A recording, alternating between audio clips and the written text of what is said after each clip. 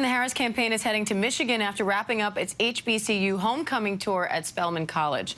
The campaign says it hopes to encourage black voters to head to the polls by targeting institutions in key battleground states like North Carolina and Georgia. Let's bring in New York Times political reporter Maya King for more on that. Maya, thanks for coming on.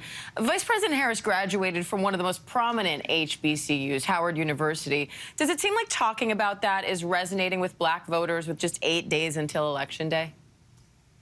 Well, there's certainly a lot of pride from the historically black college community, a lot of people who see Harris really as one of their own.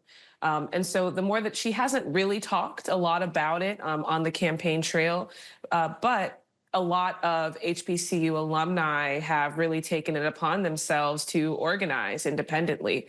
A group of Howard alumni have raised more than $250,000 for her campaign, and many other HBCU alumni groups have sort of popped up in a grassroots fashion. So I think a lot of people recognize that she is, an alumna of one of these storied institutions, and there is a lot of pride and a lot of grassroots energy that comes from that position.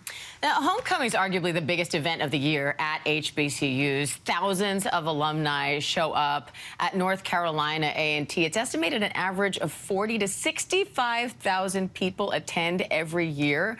So how significant is that given how close this race is right now?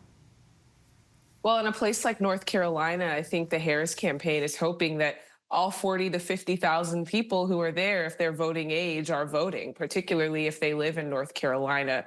But the second part of that, that the campaign has sort of explained for me is it's not just a matter of getting these students and alumni back out to vote, though that is important. It's also getting them to go back to their communities if they live in different states, if they live in other battleground states, or if they have relatives or close friends who do, and actually talk to them about getting back out to vote and explaining to them the importance of voting this year, particularly for the vice president's presidential campaign.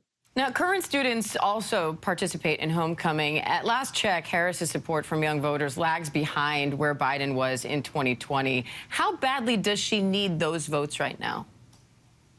It's very important, and especially in these battleground states, again, where it really is a margins game. I look at places like here in Georgia, where the metro Atlanta region is really the engine of a lot of these Democratic votes. And it's also home to 3 major universities. And so there's really a push to make sure that these voters get back out because Republicans have also increased their grassroots organizing, not necessarily reaching out to young people, but putting together a coalition of voters that they feel will help them flip the state. I think that Democrats see an opportunity with young voters, and certainly Harris has been trying to make inroads with them over the last few weeks. Meanwhile, former President Trump has made gains among black men, a demographic Vice President Harris is also trying to court. You spoke with voters at Howard's homecoming this year. What sticks out to you from those conversations?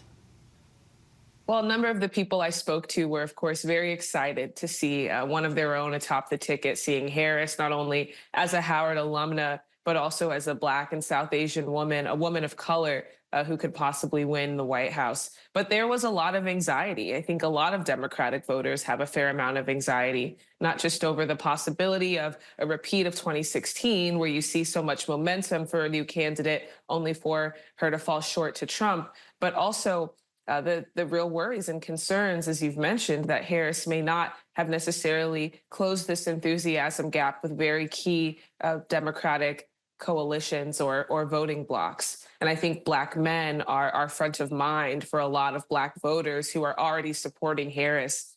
They see now, in addition to voting, talking to members of their communities, organizing and canvassing, what I heard a lot was, now is the time for us to have these more difficult conversations with the black men in our lives who may be on the fence, who may be wanting to stay home or leaning towards Trump. It feels like now in these final really days of the campaign that it's sort of crunch time to really make sure that those voters get back out to the polls and do indeed support Harris.